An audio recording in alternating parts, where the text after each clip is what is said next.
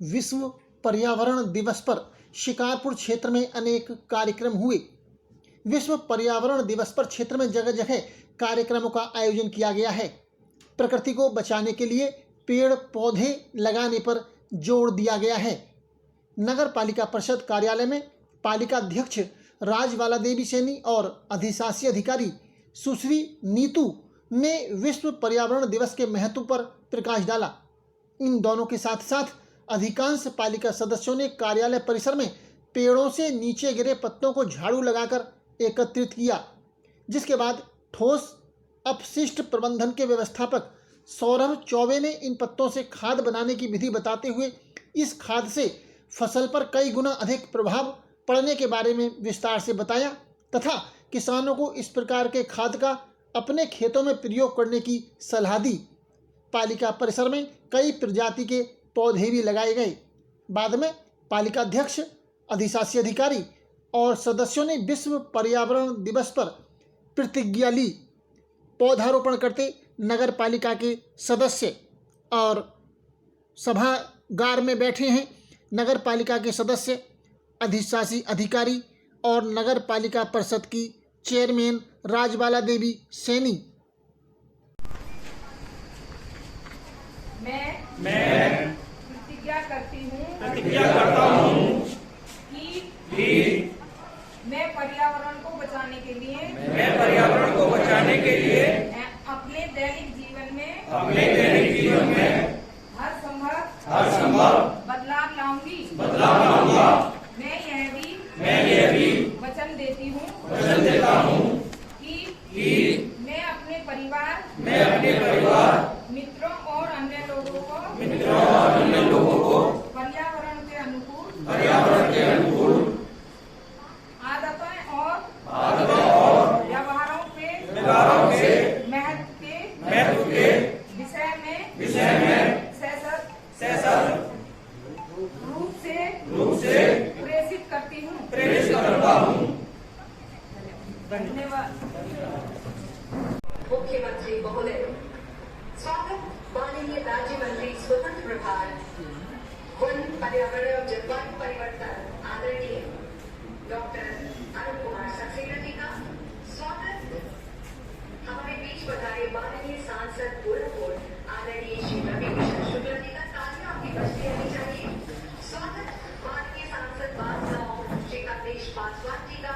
स्वागत हमारे सभी सम्मानित बच्चा प्रतिनिधियों का, जिनमें हमारे माननीय सदस्य राज्यसभा है, माननीय अध्यक्ष जिला पंचायत है और बहुत से माननीय विधायक है। सभी का स्वागत करकर अभिनंदन एक जोरदार तालियों के साथ और अब स्वागत की परंपरा को आगे बढ़ाते हैं।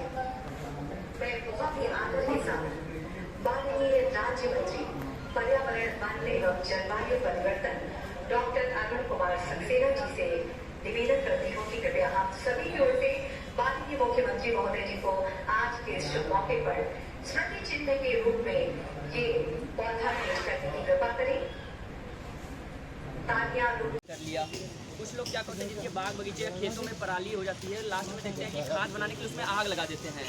सबसे बड़ी बात, पहली बात ये, आग लगाना गलत चीज़ है। किसी चीज़ को हम जला देंगे तो जो उसमें जीवाणु बैक्टीरिया होते हैं ना, वो वहीं पे नष्ट हो जाते हैं, खत्म हो जाते हैं।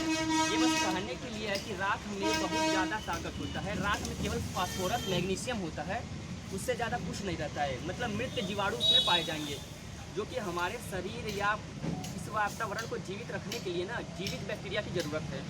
तो इसलिए जो हमने पद्धति निकाली है कंपोस्ट पिट का, इसमें करना क्या, जैसे हमने सभी पत्तियों को इकट्ठा किया।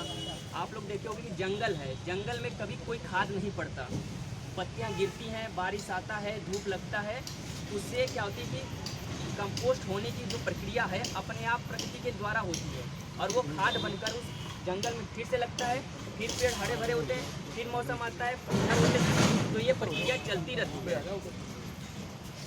तो सेम वही मेथड को मैंने मतलब एक तरह से कहा जाए कि कॉपी किया है या उस मेथड को सीखा है। हमने क्या किया कि जितनी भी सूखी पत्तियां हैं उनको इकट्ठा कर लिया गया, एक पिट बनाया, एक गड्ढे बनाया गया, जिसमें सभी पत्तियों को गोबर के साथ मिक्स करके डाल दिया गया और 60 दिन में नेचुरल तरीके से ये खाद तैयार होगा। अब इसमें देख लीजिए गोबर का मिश्रण क्या होता है। गोबर में 10 ग्राम गोबर में 1 करोड़ जीवाणु हैं, जीवित जीवाणु बैक्टीरिया जो होते हैं, एक्टिव बैक्टीरिया 10 करोड़ हैं। अगर हम अपने खेतों में 1 किलो 1 एकड़ में कच्चे गोबर का इस्तेमाल करें घोल बनाकर, तो खेतों में जीवाणुओं की संख्या बढ़ती है। इसीलिए हमने अपने कंपोस्ट करने के लिए गोबर का इस्तेमाल किया। और सबसे बड़ी बात है कि ये ऑर्गेनिक तरीके से है, तो खेतों में कोई नुकसान नहीं होगा, अन्यथा फ़ायदे ही फ़ायदे हैं उसके। तो जो आप लोग रासायनिक चीज़ों का उपयोग करते हैं उससे क्या खेतों के केचुए हैं नष्ट होते चले गए हैं। आज आपके खेतों में क्या है, 1 टन आपने रासायनिक खाद डाला, नेक्स्ट दूसरे साल अगला जो साल आने वाला है उसमें आपका 1 से 2 टन के आसपास खाद की आवश्यकता पड़ेगी, जस्ट डबल। क्योंकि रासायनिक खाद के पड़ने से जितनी भी ज़मीन की क्षमता थी उपजाऊ होने की, वो सभी एक बार में ही निचोड़ लिया गया। तो इसलिए इस रासायनिक खाद का प्रयोग न करके हम लोग जैविक खाद बनाने की कोशिश करेंगे। और जितनी भी आपके यहाँ पराली हो, कोई भी कृषि अवशेष हो, बाग बगीचे हो, उनको आप लोग जलाइए मत। ये मत समझिए कि जो राख होगा वो सबसे उत्तम खाद है, जला देंगे तो खेतों में तत्व आ जाएंगे, उर्वरता तक बढ़ जाएगा। ऐसा कुछ नहीं है, पूरी की पूरी गलत है, मिथ्या है। ठीक है, तो उससे जलाने से अच्छा है कि उसी खेत में गोबर डाल दीजिए कच्चा और पानी का भराव कर दीजिए। 1 महीने 2 महीने में डिकम्पोज हो जाएगा, 20 दिन में गलन शुरू हो जाता है। तो आप छोड़ दीजिए, उसके बाद जुताई करके आप जो भी खेत में बुआई करना चाहे वो बो सकते हैं। प्रक्रिया ये होनी चाहिए जो हमारी पद्धति करती है, मतलब पुरानी प्राचीन पद्धति है, तो ये वही करती है। ठीक है, तो हम एक बार देखेंगे कि किस तरह से मैं इस खाद को तैयार कर रहा हूँ। और सबसे बड़ी बात है कि जितना भी हमारे यहाँ परिसर से प्रतिदिन निकलेगा सूखा कचरा, जैसे सूखा कचरा, गीला कचरा सॉरी, जितनी भी हमारी सूखी पत्तियाँ आएंगी प्रतिदिन इसी गड्ढे में डाला जाएगा। और 60 से 70 दिन बाद इसका हम लोग कुछ रिजल्ट देखेंगे। मेरा बनाने का मेन उद्देश्य यही था कि चीज़ों को हम खुद प्रैक्टिकली देखें, अनुभव करें, क्योंकि हमारे परिसर में है, इसीलिए मैंने इसको इस जगह का चयन किया। यस, और इससे क्या है ना, जो इंटर कॉलेज हैं या डिग्री कॉलेज उनके कैंपस और जो पार्क है उनके कैंपस से लीव निकल रही है सूखी, उनका हम लोग कैसे यूटिलाइज कर लें और कोई बाहर कूड़ा भी ना बने और कैसे प्रपोज कर लें, ये बहुत अच्छी पद्धति है आपकी।